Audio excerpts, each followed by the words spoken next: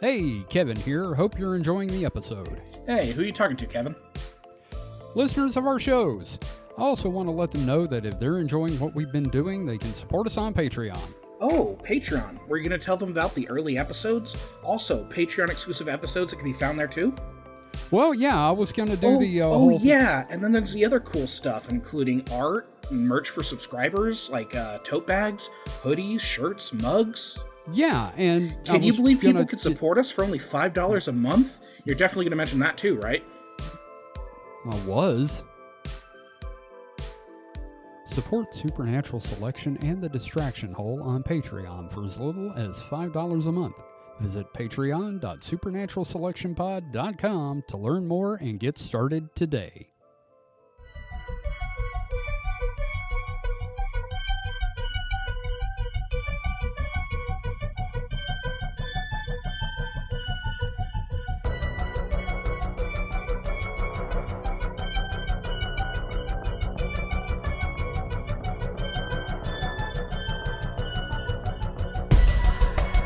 David? That is enough for all three of us. I know. That's what I'm saying, man.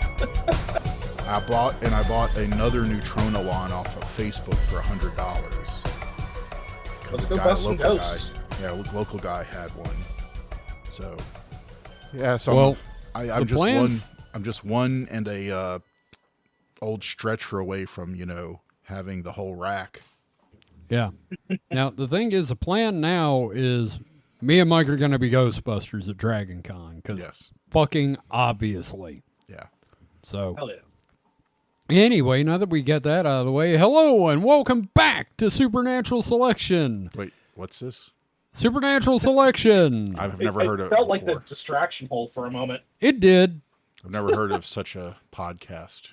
What do we do here? Too bad. We talk about the paranormal. I'm your host, Kevin, and with me this week are Mike the Skeptic. Mike, how are you? Apparently swimming in Ghostbusters proton packs. Yeah. I'm going to have to, sleep on them and eat them. It's like a fucking drill tweet. Like, help me, I can't manage my family's budget. And it's like 30 proton packs. Yeah.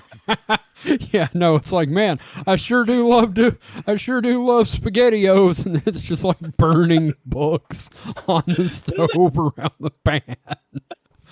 Yeah. Anyway. Well, see, that's where my tax refund went. Lovely. Yeah. I would say so. Yeah. America! Well, as long as I can sell one, I'll recoup the cost of one, cost. Yeah. So, and we got Mr. David Davis. David, how are you doing today, buddy? All I have to say is, hey, yeah. I'll wake up in the morning and I go outside and I take a deep breath. And I get real high and I spin at the top of my lungs. What's going on? Hey, y'all, what's going on? Hey, what's going on this side? Man, we saw some, man, we got to do a distraction hole next week instead of an episode because holy shit, we got stuff to talk about. Damn. Hell yeah. Yeah. Masters of the Universe, baby. Yeah, because here we are. Born to be kings. We're the princes of the universe. The masters of the universe. So, well, I mean, to be a prince would also be to be a master, wouldn't it? You know what? It depends if you're British. If you're British, you're lucky if you have a working jaw. As a member of the royalty, not British people in general. I know British people, they're cool. I mean the royalty, that inbred fucking line of lizard people. Anyway. Oh, like those lizard people in the Trump photo. Yeah, we're going to talk about that here in a minute. Yeah. Okay? So, it's obviously a weekend weird. David, where are we on the zine? Submissions are open until the 28th. 28th. So you've got basically 2 weeks from the time we're recording this to get stuff in. Yep. We've got enough for the zine, but as always, I am greedy and I will take more. Oh, yeah. I'm starting to do little sketches to put in the borders of, like, aliens flipping you off and shit. So. Yeah, I'm enjoying them. Yeah, it's a lot of fun. So, get those in, team, at supernaturalselectionpod.com, and go to supernatpod.rock/zines. You can find the submission guidelines for images and text. We cannot wait to get more of your stuff to put in.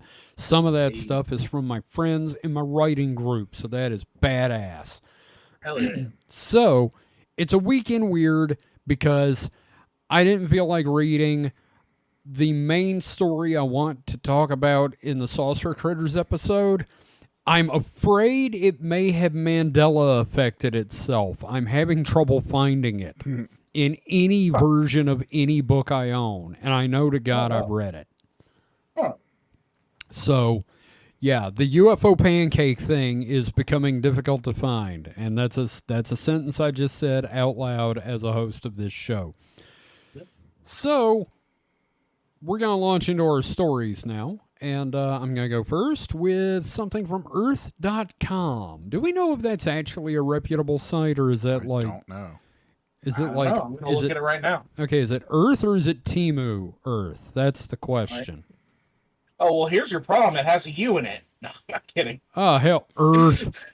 Is Earth. Yeah, a silent J. Earth.com about us. Okay, sorry. I had the wrong U. I'm on Earth.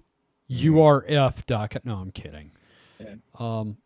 Yeah, no, I think it's all right. Yeah, it seems to be okay. Yeah, so this article is by Eric Rawls, Earth.com staff writer. Hopefully he's not AI.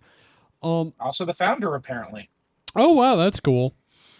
So this article came out, I don't know when, last month. Robot submarine finds unknown structures beneath Antarctica, then loses contact and disappears. That's it. Hello, welcome to Beyond the Mountains of Madness. Or the Monsterverse. That sounds like some shit out of one of the recent Godzilla movies. Yeah, no, they get into like all that weird shit. Mm-hmm.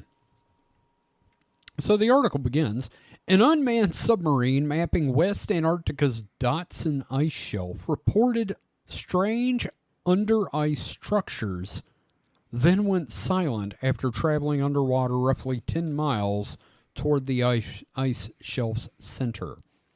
The vehicle, called RAN, had spent weeks scanning an ice area roughly 50 square miles, revealing patterns that append simple melt models. RAN's mission beneath Dotson ice shelf. The work was led by Anna Hualin. I'm doing my best here. It's got a W and an A with a tiny circle over it, so it's Hualin, a professor of oceanography physics at University of Gothenburg, coordinating the RAM missions in West Antarctica. Her research focuses on how ocean currents erode ice shelves from below, changing glacier stability and future sea levels. RAN is an autonomous underwater vehicle, a robot submarine that navigates alone under ice for hours. Can they both find love? No, sorry. During a 2022 campaign, RAN spent 27 days weaving under Dotson's floating ice, eventually reaching about 11 miles into the hidden cavity. The mission aimed to explain the sharp contrast between Dotson's thick, slow-melting eastern side and its thinner, faster-melting western side. Using sonar, RAN mapped 54 square miles of ice underneath Dotson ice shelf. That's pretty fucking impressive. Mm.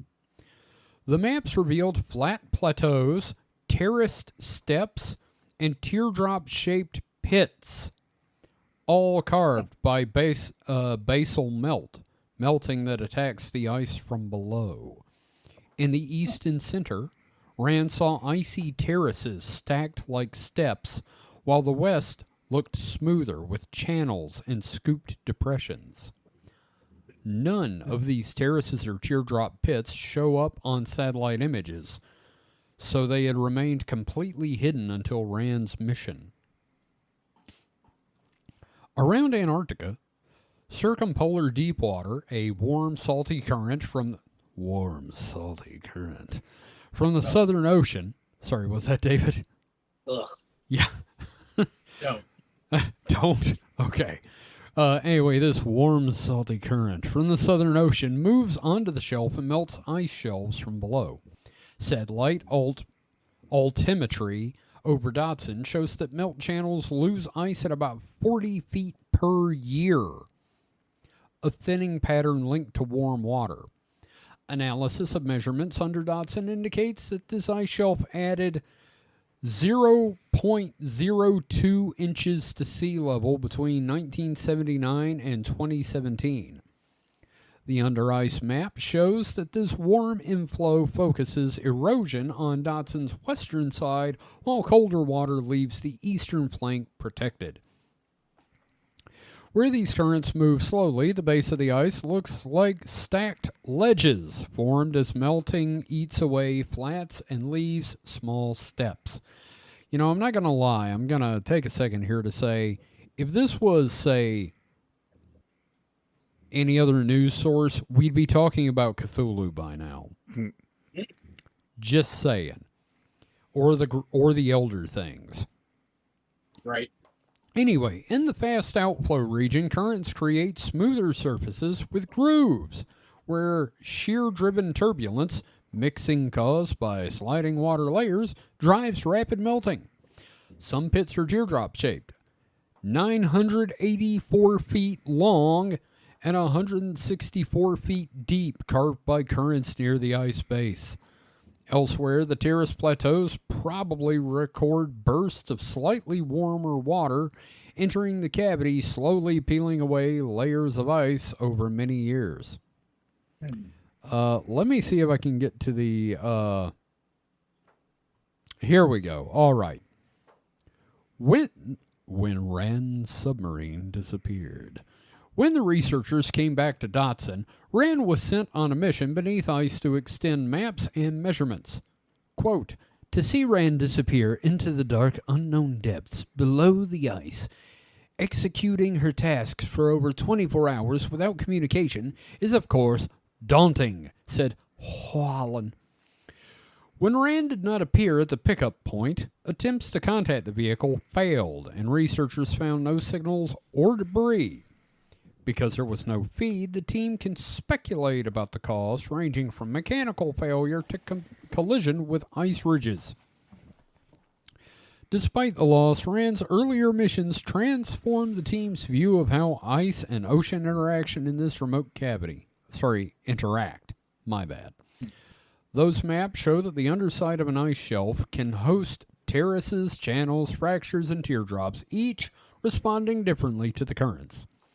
Incorporating terraces, fractures, and melt channels into models should help narrow predictions for how quickly West Antarctica might lose ice in future climates.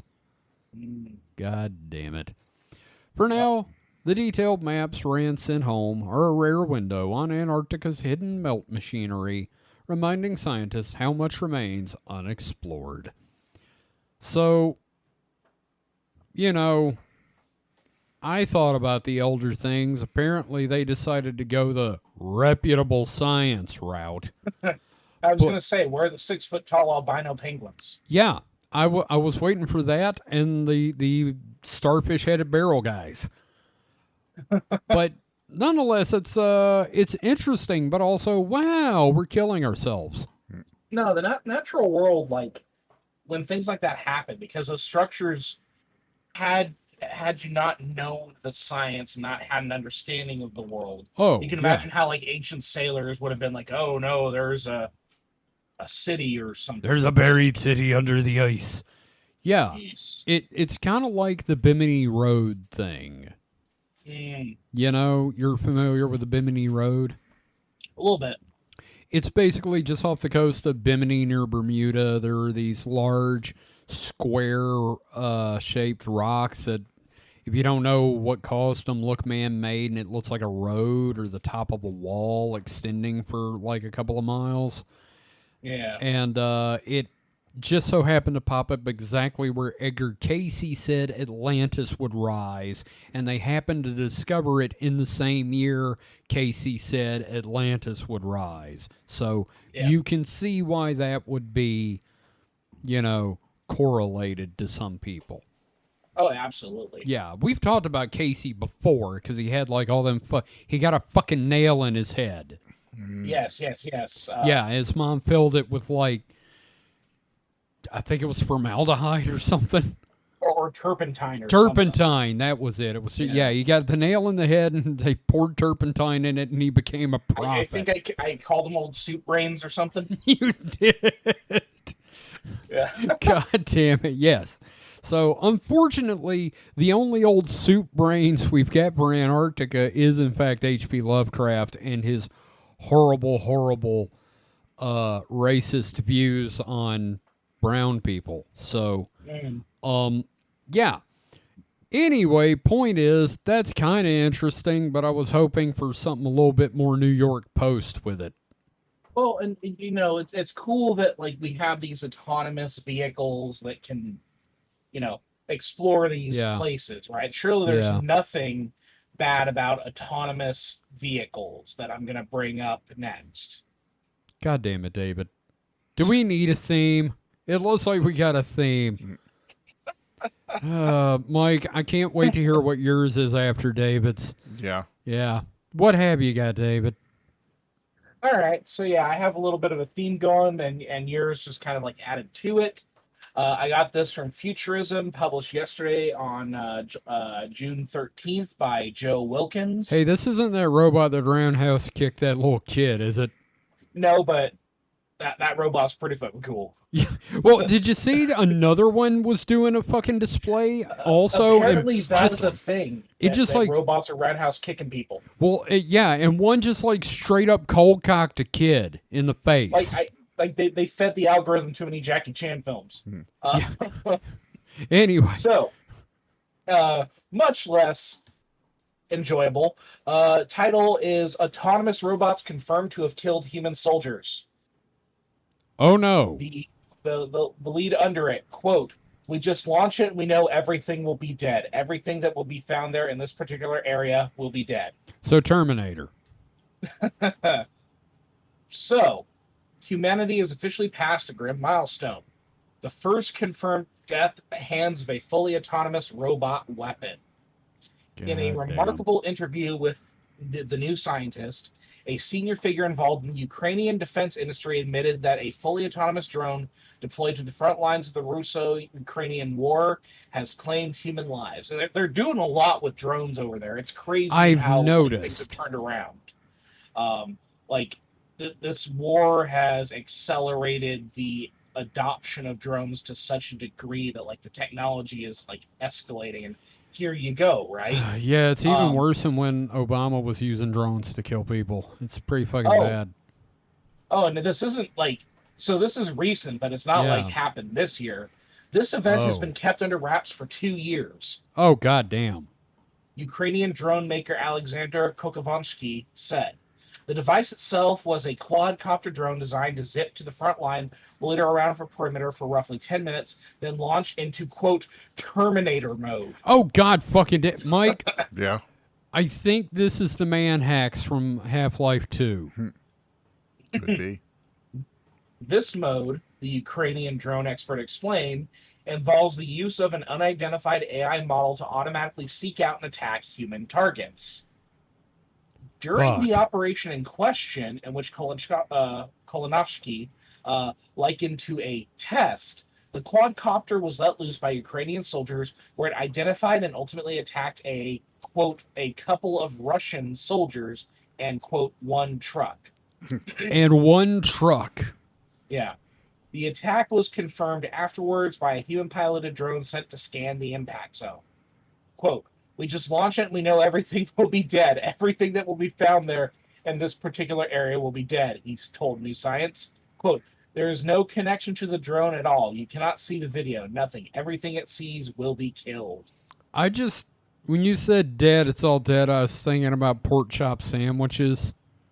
The video. Get the fuck out. We're dead. We're all dead. Get the fuck out.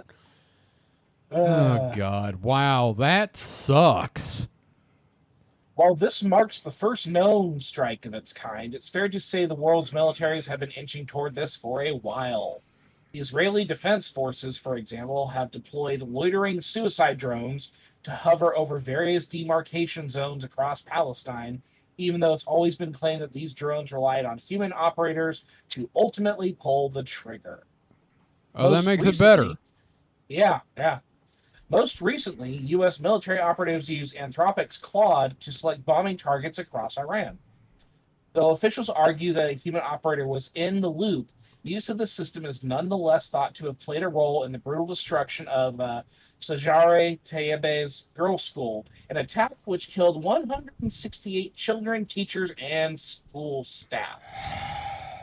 Where we go from here is anybody's guess. No, it isn't. I've seen Terminator. I know where this is going. But if it is to be believed, humanity has crossed a threshold that can never be uncrossed. And that's a little sunshine for us all right now. No shit. Huge Fucking development. God. Mike, Yeah, how do you feel about that? not good. Murder bots. Yeah, it's just been something that's talked, sci-fi has touched on for a while now, but yeah. This is Torment Nexus material. Yeah. No, we have decided to add metal skulls to our drones now. Why? Because we watched The Terminator. Yeah. Yeah. Yeah, so hey, your sub was pretty cool, but you know what's even cooler? Murder bots. Murder drones. Yeah. Nobody should have read the Murderbot diaries and said, you know what we need? Oh, and it's fucked because you hear about it on like the Ukrainian drone, like the Ukrainian side, you're like, okay, no, I can get with that, but then the Israeli Defense Force and the United States are just like, fuck. Child murder is never a good thing, all right? Let's just get, you know what? I know I'm taking a bold stance here for all of us on this show, but like, I think we can come out and say that Supernatural Selection as a show stands against child murder. Well, I mean, we'll have to discuss that behind the scenes, but I'm kidding. I mean, at least in the Ukrainian conflict, there's a clear battlefield. Mike, I really thought you were going to be like, no, hang on about this child murder thing. Yeah, well, what if the kid's going to grow up to be Hitler 3? What's Hitler 2? Oh, wait. Sorry, my bad. Forget what world I was in for a sec. Or maybe I should say Hitler 4 or 5. We're kind of speed running a couple parallel versions at the moment. We've run this simulation 100 times. We've gotten better each time. Yeah, I'm sitting here going, hey, whoever's running the algorithm, can we do the Jesus thing? Exponential Hitlers. First 1, then 2, then 4, then 8, then 16, 32, 64, 128, 256. And they're all women this time. No, wait. Man, Hitler 64 was a really weird Nintendo 64 game. Yeah, no kidding. I'll say that much. Are we talking about Castle Wolfenstein all of a sudden? No. Because Wolfenstein's great. You shoot the Nazis. That's fun. I know. That's the fun part. That's why I was like, Hitler 64. That's where you shoot him. I like the modern one where you could shoot clans members in their robes. That's cool. Yeah. We don't shoot enough racists as a society. Yeah. Fuck hate. Yeah. In general. Institutionalized and organized. Hey, we have some new targets for drones then. There we go. Yep, that's who we should be hitting with the drone strikes. Yeah, I don't know. You get collateral damage of kids in ghost costumes. Ooh. Fuck. Okay. I don't know. As I was reading through that, just the Ukraine thing, I'm like, okay, I can kind of get behind that, I guess. Yeah. And then it just got worse. Yeah, I'm with you. I was like, oh, hey, way to go, Ukraine. Oh, no, not the Israelis. Yeah. Oh, boy. And their dead children over there. This is great. Yeah. Fuck. Thanks, David. Well, we had to have a foil to your, good exploring autonomous vehicle. We haven't done this show in 2 weeks, and this is what I come back to. Thanks. Thanks a lot. No, it's not like I'm going to have anything worse to bring up. Surely. Man, fuck this. No, okay, Mike, what have you got for your first one? I have from 404media.co. Great site. Yeah. The U.S. military quietly turned GPS into a global numbers station, evidence suggests. Well, goddamn, it's just segue after segue this time, isn't it? It's fucking autonomous sub to autonomous war drones to fucking Call me when they have an autonomous hoagie that delivers itself to my mouth. You know what I mean? Yeah. Both of my stories are GPS related. Really? Yeah. So I have a theme too. Because I don't have a theme. I do not have a theme. Get good, That's scrub. okay. We'll insert you into our themes. Skill problem. That's right. You got them.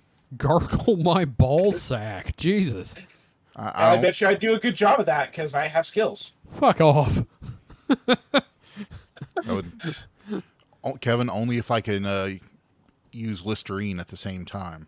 It's going to burn. Exactly. Okay. Well, anyway, tell us your story about your GPS weapon. The U.S. military has likely been quietly broadcasting codes for its global encryption network using public GPS for nearly 20 years, turning each satellite into a hidden number station, according to Stephen Murdoch, an information security expert who detailed his findings in a new article, Inside GNSS. Kevin, yes?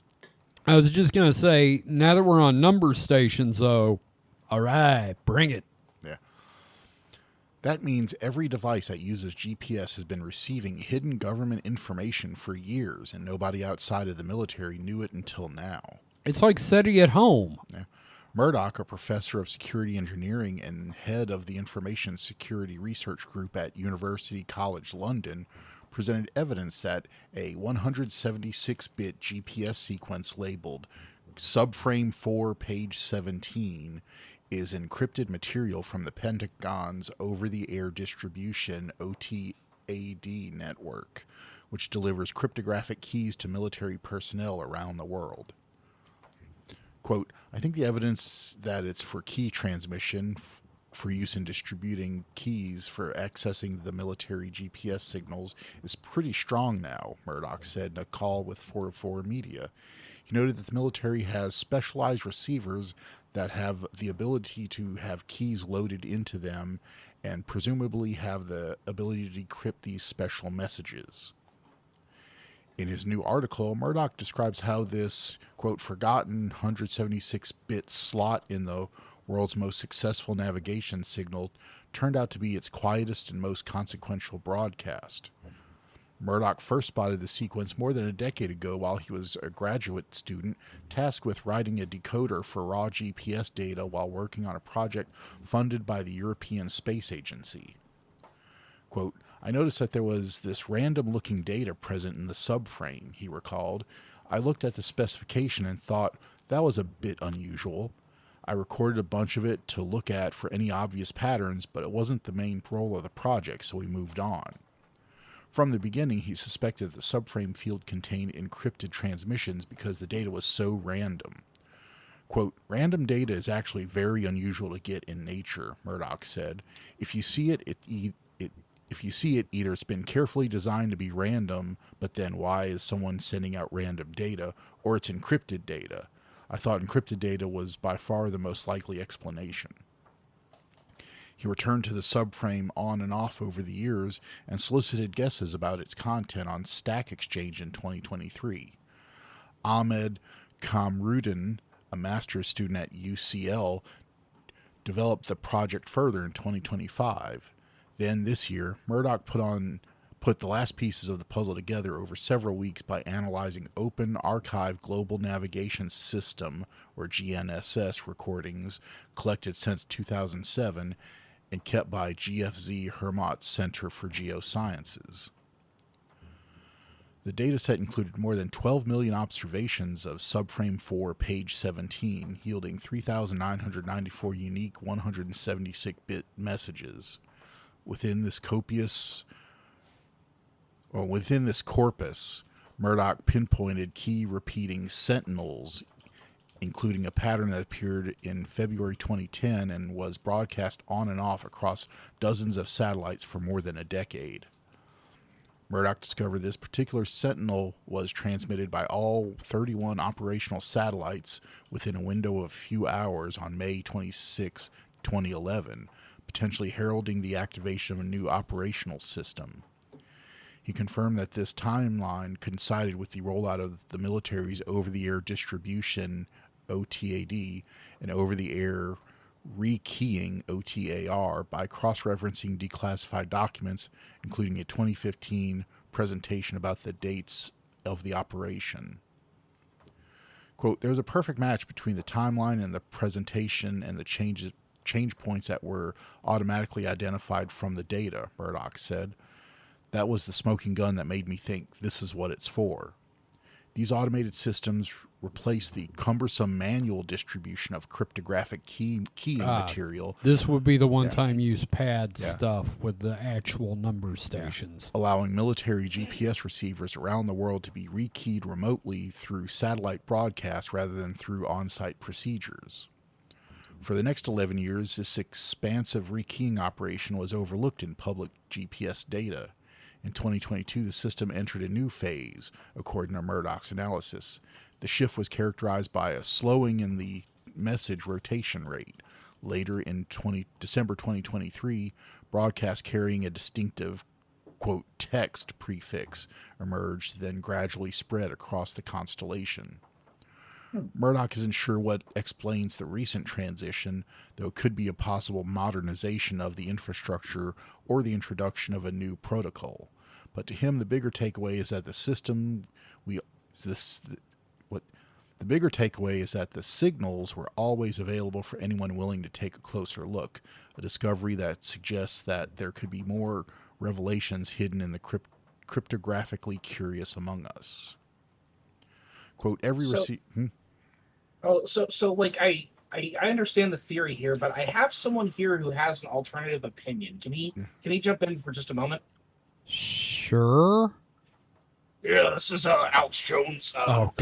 What's really going on here is that the Democrats are beaming the gay numbers into our brains, and that's what's turning people trans.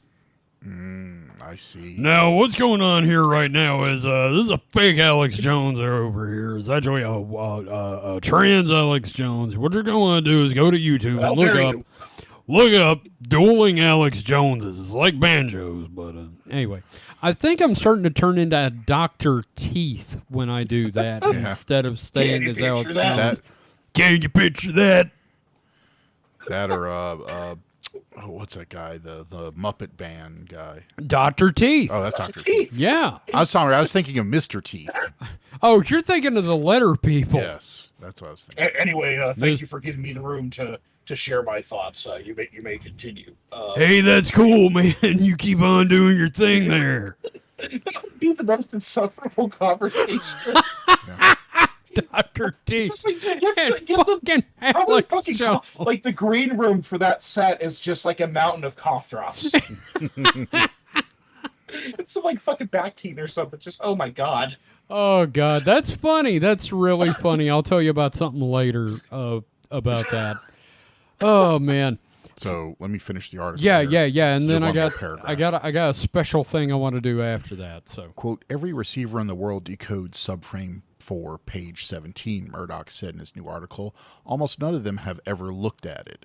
The lesson generalizes there's more to learn from the bytes already arriving at our antennas than from the bytes we wish were specified differently. Okay. The data are publicly available. The signal is overhead twice a day, every day. Every GPS satellite is a number station." He concluded the receivers were always listening. We just had not been. Okay. But yeah, so there's a part of me that's kind of happy that number stations are still a thing, but also like goddamn. Well, I mean, there's always going to be, so when you have to messages and things like that, you know, unless it's a very small text message, are going to require, you know, it's going to be hard to distribute bulk data, you know, surreptitiously, right? So it's easier to just encrypt that bulk data and, you know, throw it out there. So basically anybody can intercept it, but they won't be able to do anything with it, and then give the keys away, you know, in a more covert, controlled manner. Yeah. So I'm assuming this is kind of like one of those. It's what they call a pre-shared key, where that, you know, you have one key and then you get the other key, and then both of those keys together can cryptographically decode the payload. Right. So that's interesting. And you know me, Mike, David, I don't know if you knew this. For a while, I was really kind of obsessed with number stations. Oh, yeah, and the audience of Lost. Yeah, well, I wanted to get like a shortwave radio specifically with sideband, but I could never get one, so I could try to find number stations. And of course, like everything else with shortwave, they don't really do that anymore. Yeah. There's except for the buzzer. The Russian buzzer is still going, and it actually broadcast a code recently, which that should make everybody's butthole pucker, because the last time it went off was the fucking attempted coup that led to it led to fucking Putin in the end. Christ. So that fucker went off. Yeah. Now, well, if I ran the program, I would just like beam all the cool numbers, like 67, 69, 420. Yeah. Just to brighten everybody's day. So, before we go to break, since Mike was talking about modern digital number stations with GPS, if you don't know what a number station is, it is a radio broadcast that is... Typically, it will play like a song or a sound followed by a series of numbers.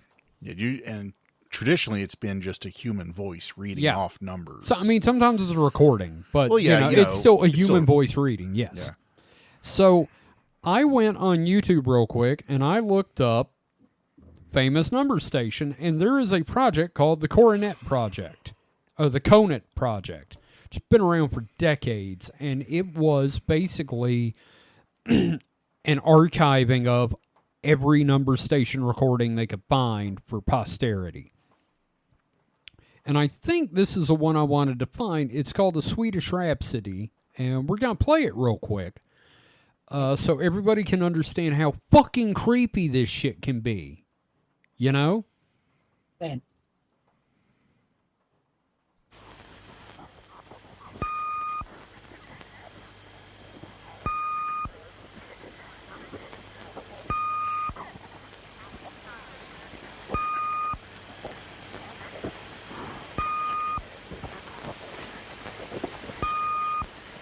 Okay, it goes on like that for a second. It gets real good when the drums kick in.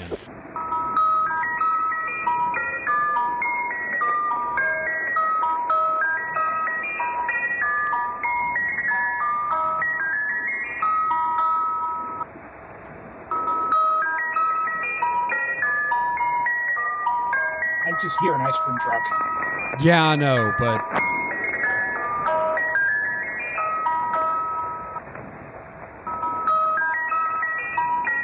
Now imagine you're just tuning in on your radio and you find this shit.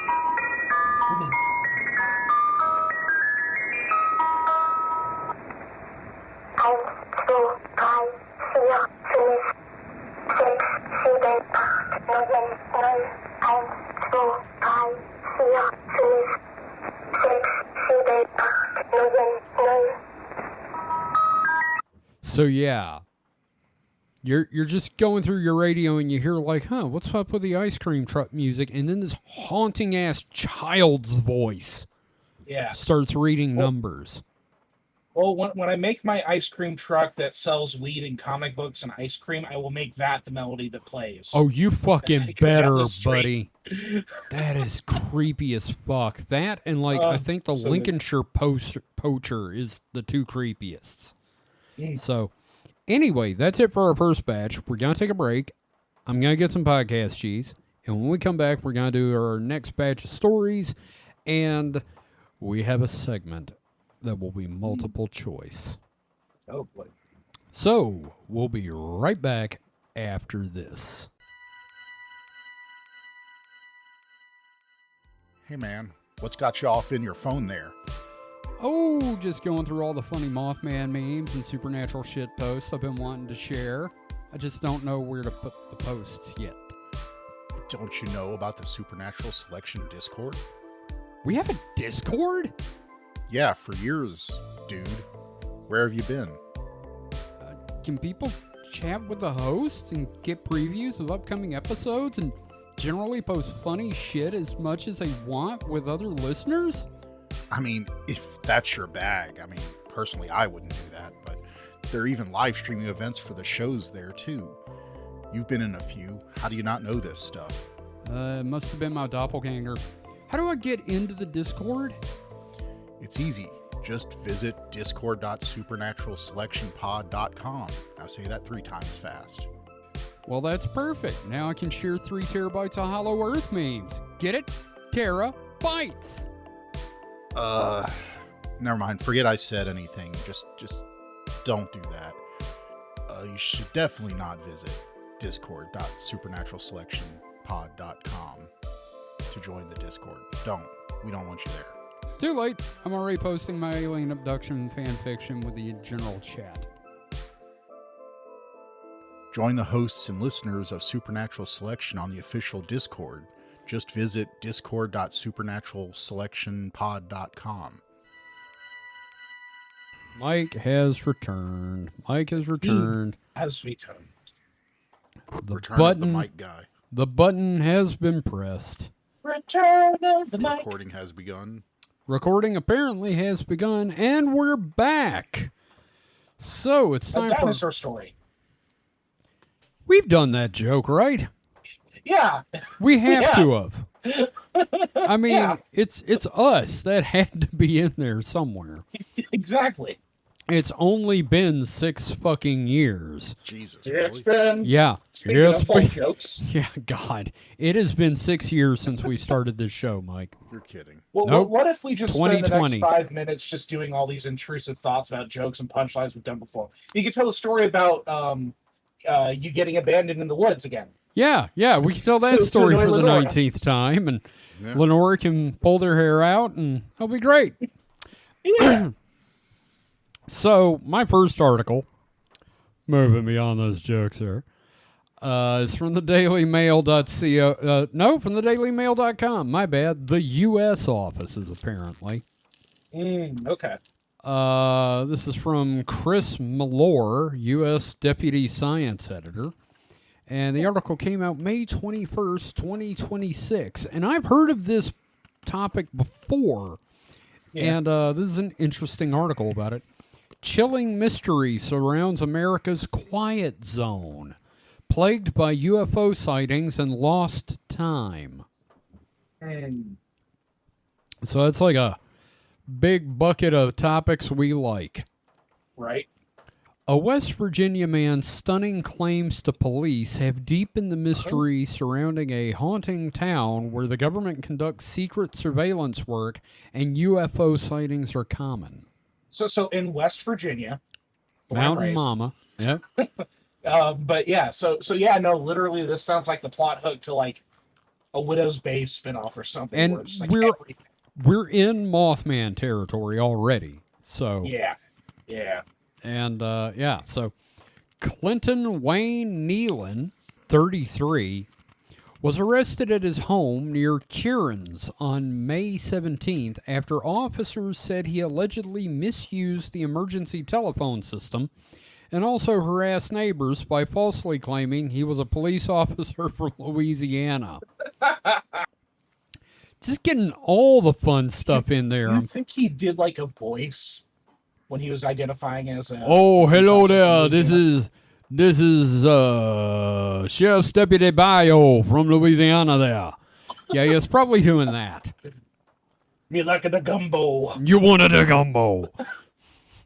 Mike, how was Meanwhile, that, Mike by is the just way? seething. I mean, Are you pissed at it? no, Was it okay? it was all right, I guess. I mean, like, I like a gumbo. Like, how bad Mamma was it? mia. How bad? What the fuck, man? How bad was it compared to, like, Channing Tatum? Channing, I mean, bless him, he tried, but He tried. Oh, I got that there gumbo on there. I mean, and guarantee- I'm to make a name for myself. hopefully, if he does do that role again, they get He's a in voice coach. He's in Doomsday. Well, hopefully, they got him a good voice coach. I think he's not going all out on it.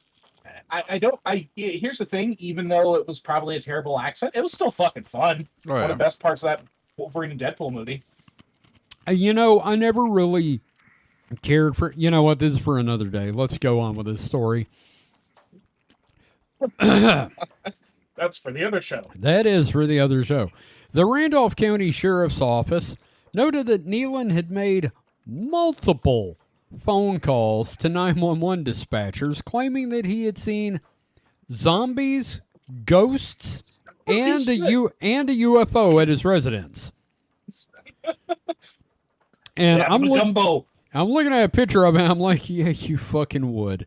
So the officers sent to check out Nealon's story ultimately concluded that none of what he claimed was true and took him into custody for allegedly making false reports to 911 and impersonating a law enforcement officer, both misdemeanors.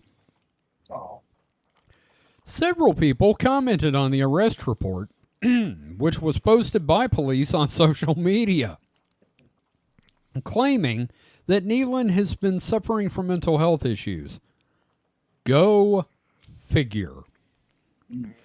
Despite there not being any proof of zombies, ghosts, and UFOs near Nealon's home, this is not the first time these types of claims have been made within this region of West Virginia.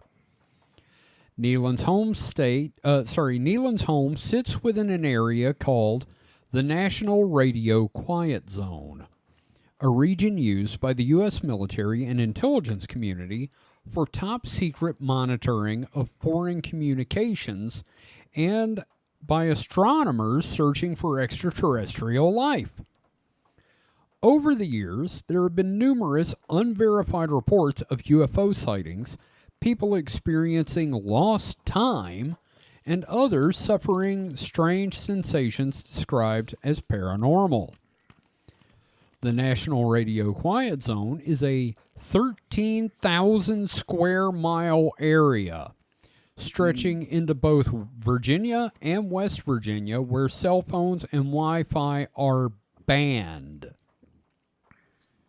The massive blackout zone was created to protect the Green Bank Observatory, a key U.S. facility for major radio telescopes.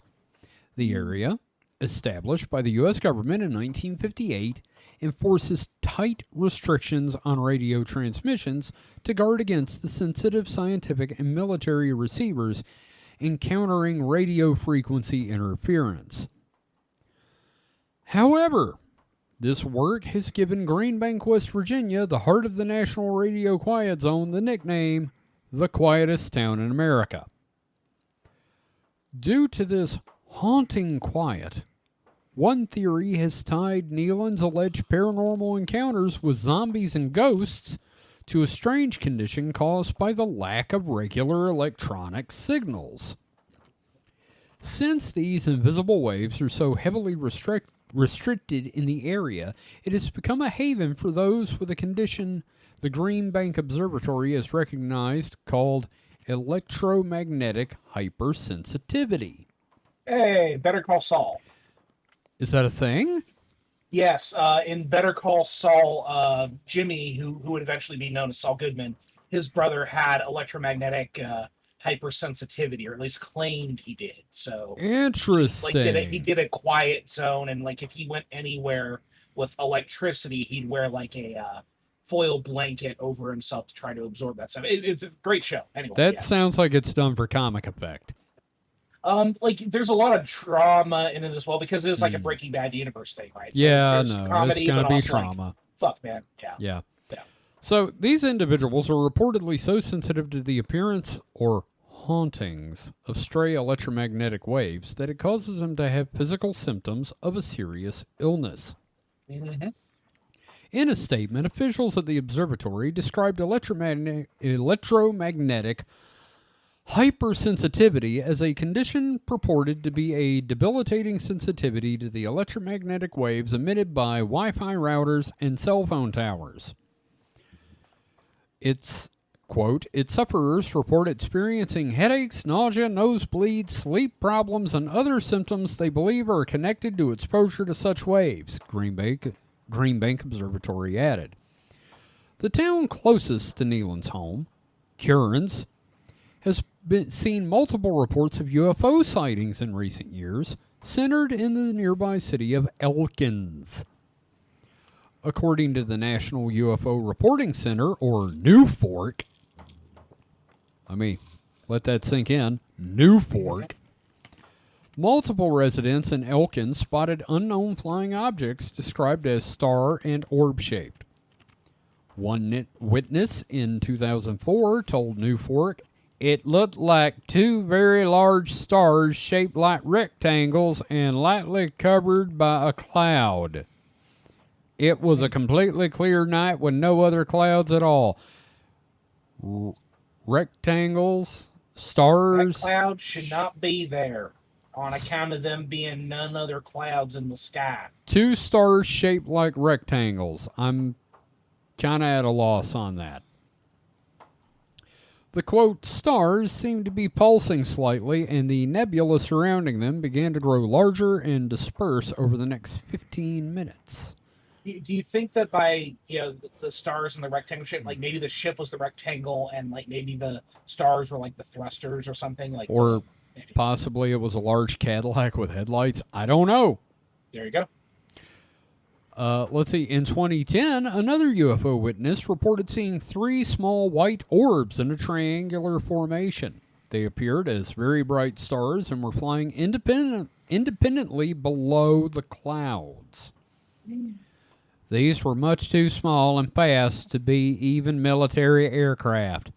There is no military airbase near here, though the lights were in the airspace above our small local airport, the witness said. The maneuvers were like that of an aerial dogfight, but all movements were rather fluid, albeit extremely fast and precise. Meanwhile, there have also been anecdotal accounts of people seeing UFOs within the zone experiencing missing or lost time, where they have no memory of what happened to them for several hours, and we know that's a common experience in abductions. The phenomenon has been a common claim among those who have alleged that they were abducted by aliens. Yeah, there you go. Often saying they have no memory from the time when they encountered a UFO or extraterrestrial, to a moment several hours later when they are suddenly sitting in a car or their home as though nothing had happened. And that's our article.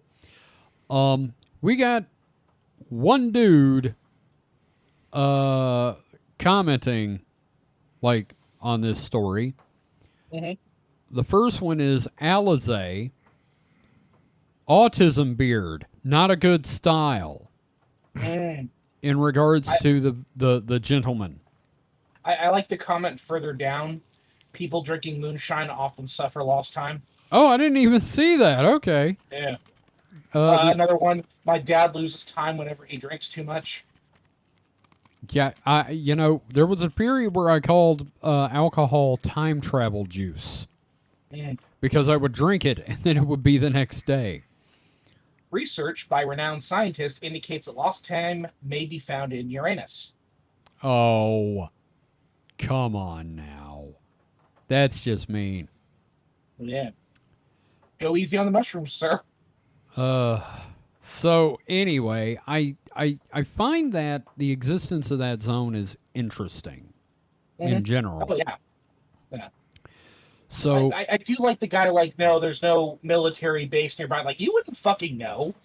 You're not an expert. They wouldn't tell you. Unless he looked it up. Oh, yeah, but to speak, these people tend to speak with confidence. No, there's no way the government would hide a secret military space in a 13,000 acre whatever. Or how many acres was it? It was 13,000 acres. Yeah. You don't know. I would actually like to go there just to be wow, so this is what it was like before I had a cell phone. It's interesting. We are so conditioned by all these signals and everything now that to not have them around us would probably drive us mad. I wonder about that, actually. I would like to find out. Yeah. So, and then that's the end of the show, and we have to lock you up. Yeah, pretty much. So before I hand the reins over to you, David, I want to bring up one other real quick thing. we've seen that AI slop photo of Trump with the tall whites, right? Yes. The Nordics. Yeah, Nordics, tall whites, whatever. Mike, you seen this thing? Yes. The honkies. Okay. There's another version of it, and it's the exact same image, except it's reptilians. Mm-hmm. It's just iguana heads instead of the tall white guys. I like how with the thing you posted, I've only seen the original. Mm-hmm.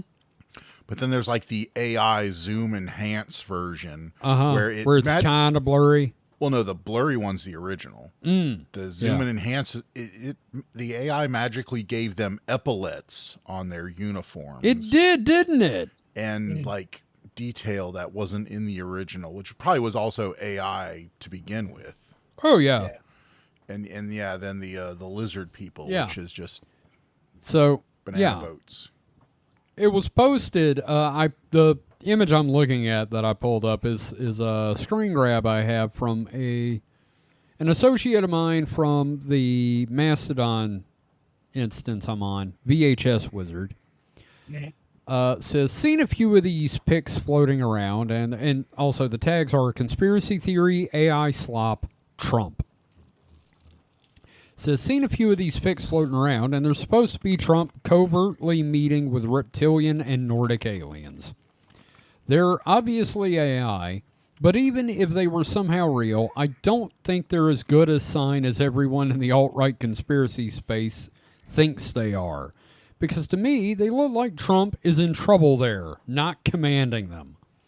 Like, either aliens have been around and influencing our government all along, and they have shown up to tell Trump to stop his bullshit because he's messing up their plans, or aliens have been around covertly this entire time and have decided to reveal themselves just to tell Trump to, again, quit his bullshit.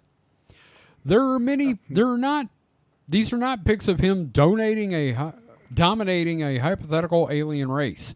These look like he's trying to reassure them he's got this, and they do not agree. I wish. Yeah. I wish they were aliens to, like, just bitch slap Trump. Yeah, no. I love the idea that he is fucking up so bad the aliens are like, okay, look, motherfucker. We gotta talk. And by talk, I mean you need to bend over, pull your pants down, and get ready for the probulator, sir. Look, if in Minecraft. If motherfuckers that look like this were really meeting with Trump, they should just dress as the white twins from the Matrix, just so people would not believe ghosts. It. Oh yeah, the ghosts. Yeah. Anyway, that's my second couple of topics. Let's face there. it, if you saw pictures of that, you'd be like, nah, this is obviously fake. Yeah. So, David, what you got for us? For your second, okay. What's your second fucking depressing ass drone thing or autonomous machine that you've got? What have you got to ruin the rest of my night with? I apologize. I got this one for Futurism. This is by Maggie Harrison Dupree. Woo! Published May 31st of last month. Was this the moment that AI psychosis began? Oh, I saw that article somewhere, and I'm actually interested in this. Yeah, I'm not going to go through the whole thing. It's a nice long write-up. I want to cover a little bit of it, but okay. Like I think what it establishes makes a lot of sense. Give me the Cliff Notes or an AI summary. All right, so the lead here is one event seems to have kicked off a wave of AI psychosis, memory that persists across chat sessions, letting the bot weave tapestries of delusions about users' lives. On April 10th, 2025, OpenAI CEO Sam Altman took to social media to announce that his company was preparing to launch an exciting new feature. Quote, "A few times a year I wake up early and can't fall back asleep because we are launching a new feature I've been so excited about for so long," Altman declared in an early morning X, formerly Twitter post. I didn't know Today is one of those days. I didn't know he was Boober from Fraggle Rock. Okay. I don't know, he's a fucking nerd. I have a new kid, and I don't know how to take care of it unless I ask AI what to do. I decided to wear GPT, what do I feed baby?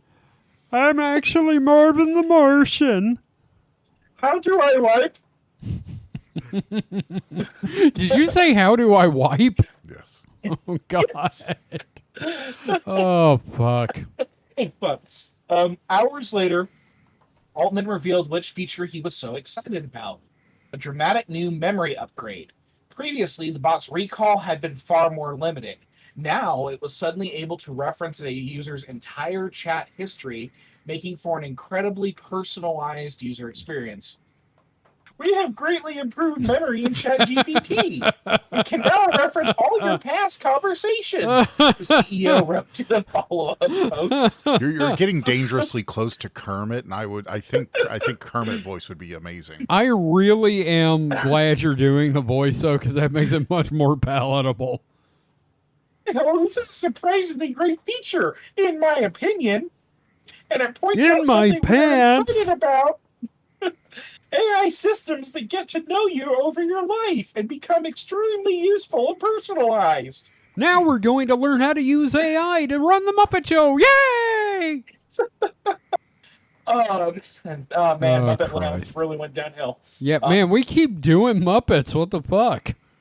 Kevin over here doing Muppets. Oh, yeah, baby.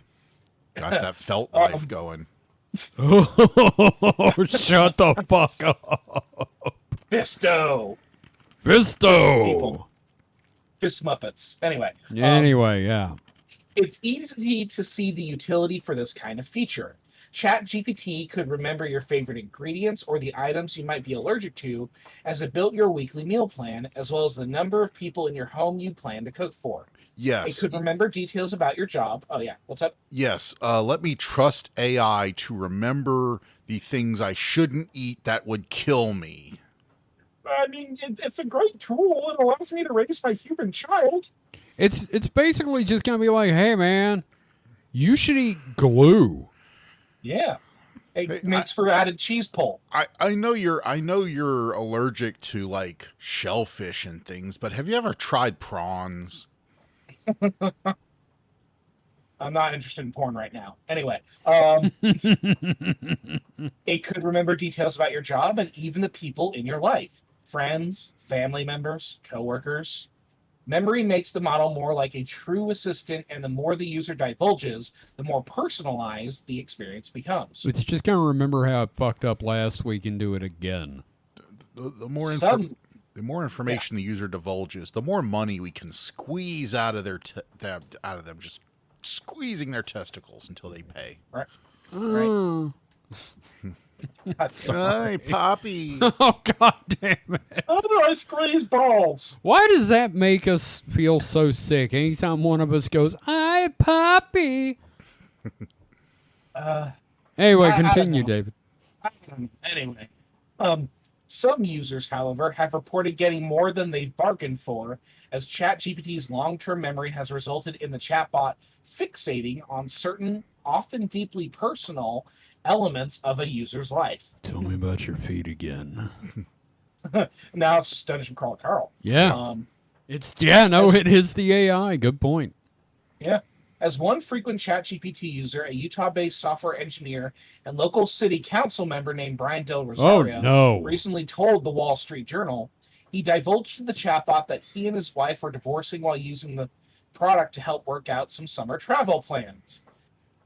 I guess long-term travel plans, they're divorcing.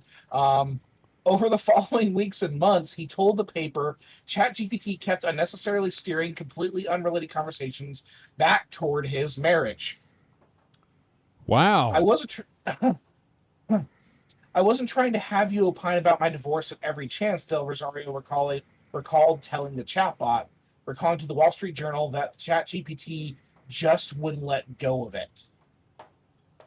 Many people who have had their lives upended by the phenomenon known as AI psychosis or delusional spirals and breaks in reality tied to extensive chatbot use have also pointed to ChatGPT's extended memory as a key factor in their or their loved ones' mental health crises.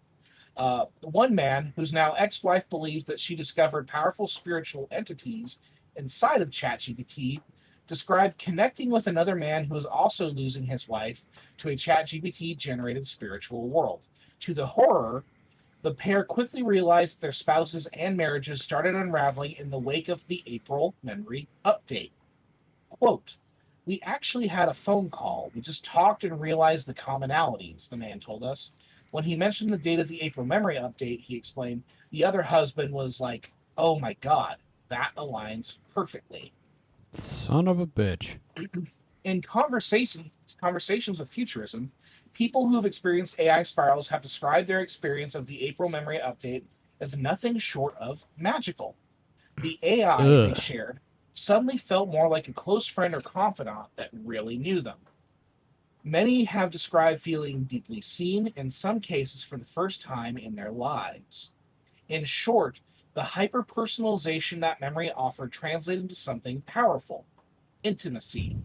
And looking back on their experiences, some of those who have recovered from their ChatGPT linked crises feel as though the intimacy had a manipulative effect. And I'm going to go ahead and call that there, because I think you should all like read the actual article, but like that makes a lot of sense. Like if we're thinking about it timeline wise, you know, yeah, that I think that's one of the reasons I've been so like not cool with AI. Like the couple times I've like talked to ChatGPT, it reminds me of someone from my childhood. Mike, you probably know who I'm talking about. Okay. You know, my former best friend when I was young. Yeah. Well, I mean, like, it reminds me of it because it does start getting kind of manipulative. It starts steering you. Well, yeah. But it's also on the other side. It's also just a yes man that will tell you exactly what you want to hear. So it's a weirdly manipulative yes man. Well, a yes man can definitely be a manipulator. Yeah, but it's not manipulating you with any kind of like goal. Yeah, it's basically just reinforcing what's already there. If you're thinking, if you have the thought, well, maybe I should, shoot up my job because they suck, you'll be like, yeah, they do suck, and they're probably they do deserve to die in Minecraft. Exactly. Yeah. Not that we're saying we're talking about how AI. Nobody should shoot up anything other than targets. Maybe not the stores, but like the paper targets, things. Or maybe just somebody that's trying to shoot you. But other than that, you know what, we're there's very specific situations where you should, and we're not. Yeah. Anyway. Oh, another fun article just got published. Woman's death blamed on hospital's AI system. Oh, God damn it. I'm going to punch myself in the dick now. Yeah. Wow. You might have to go to the hospital afterwards. You might die. I'm glad my infections that, like, laid me flat for a while happened before all this. The ChatGPT memory update. God damn. Wow, that's somehow actually not quite as depressing as the drones. It's still pretty fucking depressing. But I think what I like is that, like, no, all of that seems to line up pretty well with all these psychoses we're seeing. Yeah. So, yeah, I had fun with that. I agree. So that's all I got. Yep. No, I mean, the reason I say that is because, like, the drones are like murder bots. And this is just, this is a further step in this thing that we're eventually going to have to destroy. So just start the Butlerian jihad. Yeah, this is just another thing. Now, when they start hooking up the yes man chat bots to the murder bots, then we're fucked. Then we'll just have to, don rubber suits that recycle our pee and, start shooting them. You said the Yes Man bots, and the first thing I thought was of Dave Foley's character in Fallout New Vegas. Yeah. Yes Man. Yeah, Yes Man. Gosh, I wish I could lie. I fucking love that character. I was so mad he wasn't in the show. Anyway, Mike, what you got there, buddy? Got a cat that apparently really wants at my wires. Uh-oh. Ginger's doing that thing again. But she's being a butt. Anyway, my second GPS story is from Gizmodo. It is... Get out of there. It's called Get Out of There. distracted, and she's stop. It is. Finally, Zelda isn't the only problem child. Ginger's always been a problem child. She's being very problematic right now, though. Normally, it's when one of us is reading, though. Russian satellites are jamming GPS signals, study says. I saw that, and I was like, oh boy, here we go. While sifting through data collected by GPS monitoring stations, a team of researchers noticed a mysterious pattern. Over the past 7 years, the team documented 75 days on which there was a sudden drop in signal strength that occurred simultaneously across Europe. And now I start thinking, what if they're related? What if Russians jamming the GPS, not because of, just GPS reasons, but because of the number station reason? That's a good point. Because they're kind of because the number station thing started like 20 years ago, and this is 7 years ago, so who knows? And this 7 years, that predates the, Ukrainian war, so it's not, war-related like that. Conspiracy. A thorough investigation traced the disruptions to a small constellation of Russian satellites, which may be jamming GPS signals on purpose. So yeah, it's not ground-based either. It's Russian satellites jamming GPS satellites.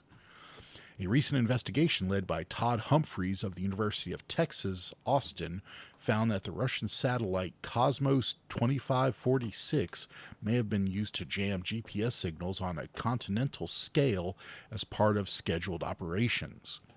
While the purpose of the signal interference was not yet clear, the findings could have bigger implications for electronic warfare in global conflicts. The findings have not yet undergone peer review, but the researchers have submitted the paper for review to Navigation, the Journal of the Institute of Navigation. Pretty self-explanatory. The team behind the paper examined publicly available data collected by ground-based tracking stations of Global Navigation Satellite Systems, GNSS, from January 2019 to April 2026. The researchers found 75 instances of similar wide-area interference. The receivers all noted a sudden drop in signal at the same time. The interference events lasted less than 10 seconds each and covered areas from Spain and Poland all the way to Canada. This indicated that the signal jamming could not have been caused by a ground-based system, but rather must have been coming from space. The short bursts also occurred within a narrow slice of frequencies centered on 1,577.5 megahertz, matching the part of the spectrum used by the GPS satellite constellation and its European counterpart, GNSS. The sudden drop in signal also took place on Tuesdays, Wednesdays, and Thursdays during business hours, suggesting that this was part of a scheduled operation rather than unintended interference. Using the data they had gathered, the researchers calculated that the source must be located at least 745 miles or 1,200 kilometers above Earth's surface. They began looking into which satellites at that altitude were above the affected areas during the periods of interference. The team narrowed it down to a handful of suspected satellites. After refining their research, the orbit of just one satellite aligned perfectly with the continental-wide jamming events. Cosmos 2546 is part of a constellation of Russian military early warning satellites used to detect ballistic missile launches. At least one of the satellites from the constellation sat above the horizon during each recorded signal interference, according to the paper. The paper suggests that the signal interference events were tests while keeping the system itself from being detected. One clue is that the signal was slightly offset from the GPS frequency. Quote, if you're going to test this capability, then you test it in a neighborhood of the signal you would intend to jam, but not right on that signal, Humphreys told Veritasium during an interview. And you test it only briefly just to make sure that everything still works. Those tests, though mostly harmless for now, could have much more damaging implications. Quote, in the eventual future when there is a hot conflict, they go ahead and tune their transmitter down to the GPS band, but it's much more damaging now that it lies right on that band, Humphreys added. Another hint that the GPS jamming is part of part of targeted tests is that the researchers detected a second interference burst aimed at a lower frequency, which happens to overlap with the signals from China's Beidou navigation system. Quote, I can no longer say this is accidental with confidence, Humphrey said during an interview. I'm leaning towards this being a periodic test of a capability that would be very damaging if it was deployed in anger. The article states. Wow. Man, fucking Russia. What a bunch of bastards. What a bunch of bastards. I mean, for real. I mean, I don't really know what to say about it. It's just like, yeah, I guess this was going to happen. Yeah.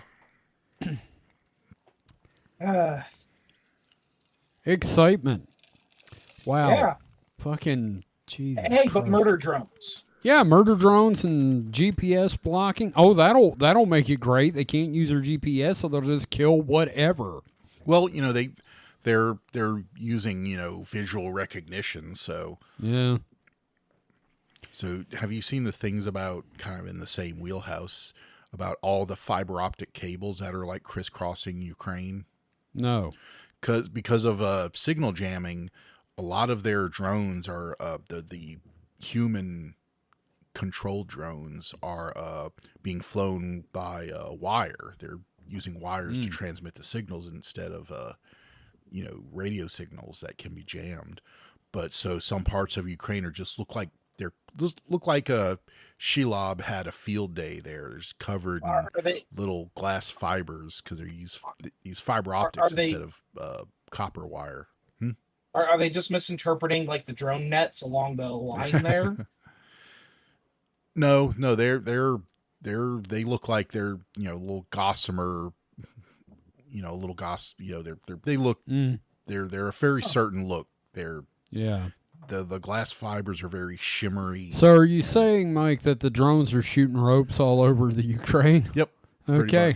Perfect. Wonderful. That's disgusting. Yeah. Guys, we got a segment. Yeah. We got a segment. And I got some terrible news for you, great news for the audience. Bless me. Guys. Yeah. It is a return of everybody's absolute favorite segment of anything ever. Welcome back to Phantoms and Monsters Theater. Oh, shit, dog. Hello, and welcome to Phantoms and Monsters Theater. I am Lord Kevin B. Wellington, and today we're going to play a little bit of a game. And once again, thank you. Keep the music on. What? Keep the music on. No. Oh. So, shut up, Altman, you fucker. Shut up, Altman, you fuckhead. So, I've got two Phantoms and Monsters articles here to choose from. And the question is, gentlemen, it comes in two categories. I will not tell you what the topics are until you choose one. Is this like left or right? That's a basic decision here. Are we doing flora or fauna? Fuck. Plant or animal? Oh, thank you for informing me. Vegetable. What those were. I had no idea. Or meat? Florida or Faunada? I was being a radio personality, David, you fucker. I'm a vegetarian, so I'm gonna say vegetable. Flora. Mike? Mineral. Plant. Mineral's not an option, so it's looking like we're going to go vegetable here. We're going to go with flora, which I'm glad because this is kind of unique. So, this is by, once again, Lon Strickler from Phantoms and Monsters. Our article this week is 12-foot walking tree crosses northern Minnesota wetland. A long way from the forest of Fangorn. Ojibwe elder offers startling explanation. This was posted 2 days ago, June 13th, 2026. Under the tag Strange Phenomena. I got news for you. Every article on the site is tagged Strange Phenomena. the most useless tag on the website. It is the most useless system ever. While traveling through a marshy area of northern Minnesota, a woman observed what appeared to be one of several dead trees standing in the wetland. Then the dark rotting tree separated itself from the others and began walking through the muck. Sure. What she Damn, Mike. Jesus. What she learned after consulting an Ojibwe elder added an unexpected spiritual dimension to an already extraordinary encounter. And they've added, like, scientific information here. Case file. Date. Shortly before April 3rd, 2022. You know what? So it would be the April, what, 2nd? 1st, possibly, which would make this bullshit. Yes. Anyway, time. Daylight. Place. My basement. Yeah. Basement. Yeah, there's only 2 times, day and night. Yeah, so, daylight or nightlight, I guess. Location, St. Louis County, near Hibbing, Minnesota. Setting, low, marshy wetland containing upright dead trees. Witness, God damn it. CG with her husband present. Now, is it her husband is there, or her husband is named present? Oh, yeah, he was a gift to me when we got married. Oh, he was such a prize there, you know. He came with his own casserole dish. Can you believe that he can make a real good hot dish? You don't expect that from the men, but there you go. Oh, he made such a good hot dish. He came in, and it was so cold outside, the breath almost froze out of his mouth there. Anyway, reported by CG to Lon Strickler. Phenomenon, apparent walking tree or living tree entity. Anyway, witness report. Shit, I haven't done this in a while. My husband and I were, because I've been doing the other one where we were reading about, like, the lizard people, and I got to go, like, all gritty Wallace Shawn on it. My husband and I were driving through a low marshy area in St. Louis County in northern Minnesota. It was during the day, and we were passing through a section of wetland where several upright dead trees stood. As I looked toward the trees, I saw one of them literally walk several steps forward. It's coming right for us. The tree was approximately 12 feet tall. It was dark, decayed, and appeared to be rotting. Several of its branches resembled arms. Extending from the bottom were what looked like 2 legs, which stepped forward into the thick muck of the wetland. I could not I should have done this in the Minnesota voice. Oh well. I could not identify the type of tree. Yeah, I mean, what kind of tree usually comes with arms and legs? Other than, like, Treebeard. Or Groot. Or those guys from Inhumanoids. There you go. I am Groot. I was stunned and immediately exclaimed to my husband that I had just seen one of the trees walking. Present! I done see the tree walking. He had not seen it and apparently did not believe me. So he continued driving. Oh, really? After speaking with Lon, I contacted an Ojibwe elder and described what I had witnessed. The elder told me that the Ojibwe word mitig referred to a tree. He described what I had seen as a living tree, a traditional spirit protector of the woods. Yeah, no, it's literally an ent. Oh, yeah, and then, of course, there's also the giving tree. Yeah, ooh, that's what was happening. That tree was coming to give you something, baby. Oh, yeah. Jesus Christ.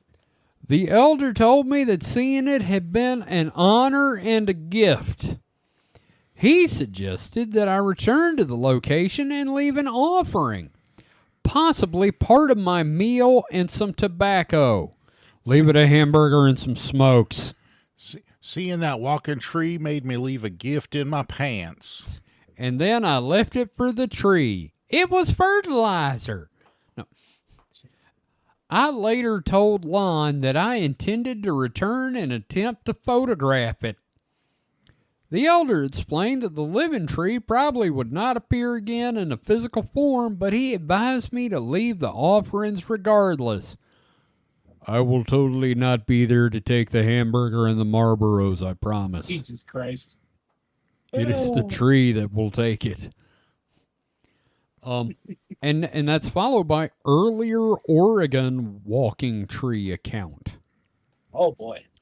This was not the first report I have received involving an apparently mobile tree-like entity. The following encounter reportedly occurred in Oregon during the 1990s. Back in the early 1990s, I traveled with a group to the Silver Falls area in Oregon. One night, after dinner, I went for a walk to find a clear place where I could see the stars. After about 20 minutes of sitting quietly and contemplating the sky, a breeze swept through the clearing, rustling the surrounding trees and branches. As the wind gently shook the trees, something caught my attention in my peripheral vision. I looked to my right, and there it was. For only a second or two, I saw what could best be described as a walking tree. At that time, I had not read many books. That's a hell of a thing to put a period after. Today, the closest comparison I can make is to an Ent from The Lord of the Rings, though this one looked different. It had a rounded head with a definite neck connected to broad shoulders. That's Groot. Its arms were extremely long and thin. If it had allowed them to hang freely, I believe its hands could have reached the ground. You saw this for 2 seconds. Right. There did not appear to be a clear at night, no less. There did not appear to be a clear separation between its torso and hip area. Its legs looked like articulated tree trunks without discernible feet. Random patches of moss covered portions of its torso and legs. This is quick beam, actually. The entity was approximately 20 feet tall. In its right hand, it carried something resembling a baseball bat, which rested over its shoulder. It made it itself. I was going to say made of wood. Come on, slugger. Is this just a tree penis? On its shoulder? I mean, he ripped it off and he's carrying it around to beat. Are you saying an Ent ripped its dick off and just walked around with it? It'll grow back. David, do you think it'll grow back?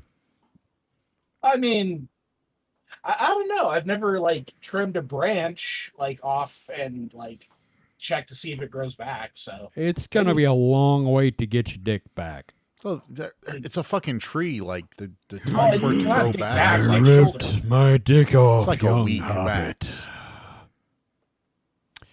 When I turned my head toward the movement, I watched it take 3 long, deliberate steps along the edge of the clearing. As it took the third step and re-entered the forest, it appeared to turn its head and look directly at me. You know, like the Bigfoot footage. Mm-hmm. A chill ran down my spine and I froze. For several moments, I could not move. I remained there for approximately 10 minutes, repeatedly going over what I had just witnessed. When I finally shook off the frozen feeling, I got to my feet and hurried back to the cabin where the group was staying. I told only one person about the encounter. They treated it as a creepy story before everyone went to bed. Even today, the experience continues to haunt me whenever I think about it. And then there's 8 paragraphs of the dude, like, reviewing these. Oh, boy. And, yeah. So there we go. Walking trees. It is not the first time I have heard of this. There are legends of African walking trees. And technically, there's no evidence that guy ever read anything because the Lord of the Rings movies had the walking trees. Yeah, so, but he reported that in the 90s. Yeah. Or he said it happened in the 90s, and he obviously has never read a book. Yeah. I doubt he has even read the phone book. So, yeah. Walking trees. Reminds me of that joke in Clerks 2. Fucking those movies, even the trees walked. Yeah. That's a good point. Didn't think of that. So that's our show for the week. Hey. I'm going to go ahead and say this. The episodes will come out when they come out. There's a certain level of burnout I'm trying to avoid after 6 years of doing this show. Because I love this show. I fucking adore this show. I love doing this show. I love hanging out with you, David, and with you, Mike. There will be minor breaks as we go through the year. So just a heads up, the episodes will come out when they come out. I have no intention of stopping. So it might be that we end up doing a lot more of these like Week in Weirds because like honestly they're so fucking fun to just hang out, like read weird ass news and talk about it. I've got 2 bookshelves full of paranormal books to read from as well. So, we got content. Stuff's going to happen. It's going to be exciting and fun and weird and real damn dumb. Yeah. So, nothing's changing, really. So, that being said, Mike, have you got anything you'd like to plug? Nope. Okay, no joke even. Okay, nope. Cool. Done. I have ice in my mouth. You got ice in your mouth. That's cool. It's fine. David, have you got anything you'd like to plug? Yeah. So I'm still updating Fang and Bone. It is going well. Last couple chapters I think have been really good. Seriously, take a look at it. Just go to hpcomics.com. That's hpkomics.com. You'll see them on the main page there. And I'm currently in production of the Cosmic Dash novel. Posted the cover image, writing the first chapter now. Yeah. I think everybody's going to love Abraham Van Washington, the Commander of Chiefs. So, it's a ton of fun. Yeah. Nice to be working on that sort of stuff. Look, I'm excited because Monkey and Trevor are going to be in it. So yeah. My boys are back. And you're one of the few people I trust to write those too. So it should be fun. Yeah. So I'm going to go ahead and plug my stuff because fuck it. You can head to Royal Road and look me up, Kevin Heyman, or search for The Errant Apprentice, or I Fell in Love with the Goblin Bistro. My Goblin Smut book is still there, and I've got a second one I am currently working on about the main character, Mitzi's sister, Bandy, and it is, for Goblin Smut, this one is actually deeper. So, and that's not a reference to a vagina. Kevin going deep with the goblins. I'm going deep into this goblin. Anyway. Hey, Poppy. Hey, Poppy. I got to stop that. It's worse when I do it. So, thank you, everyone, for listening and your patience. Like, we really and truly appreciate every damn one of y'all. The patrons, you guys are awesome. You longtime listeners like Lenora and Allie and everybody, y'all are great. You give us a reason to keep doing this knowing you're there. I'm not going to lie. The repeated stories that we've told over the last 6 years will continue. Yeah, we're sunsetting here. We will continue them. Yeah, the repeated stories will continue until morale improves. Mike, what was it you were saying? We're just sunsetting here, so we're just going to continue. The interval between the repeats is going to get shorter and shorter until just like every show we're repeating the same. Every show, I will tell that goddamn Bigfoot story.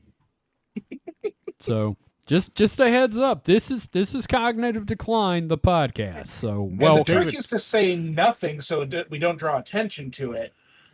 And continue and push it further and further every time. And also, David's like, 10 years younger than us? So he gets dragged along with it for the ride. Yeah, but you hang out with people, you develop their traits. So, David's just going to... my memory's gone already. Yeah. What were we talking about? Where am I? So, anyway, thank you. Can you picture that? What's that? Can you picture that? Yeah, this is going to be great. I got to stop or my throat's gone. So thank you, everyone, once again for listening. We truly appreciate it. If you would like to learn more about the show, head to supernatpod.rocks. That is supernatpod.rocks. You can find a link to our Discord, our Patreon, our merch store, and every episode of this, and the Distraction Hole. So, until next time... stay safe and stay frosty. Goodbye. How do I wipe? Oh no, man. You might want to look into it yourself. Ask ChatGPT or just, kick yourself down the stairs. Well, first you get you some tree bark. It has the rougher the better. Then you just start going to town and they're just rubbing. When you see blood, you're there. Hey, man, you doing that on your ding-dong? Get it from a walking tree. None of us are going to be able to talk tomorrow now there, fella. I don't know. I can do this all night. Wow, you're lucky. Is he, though? Not really. None of us are.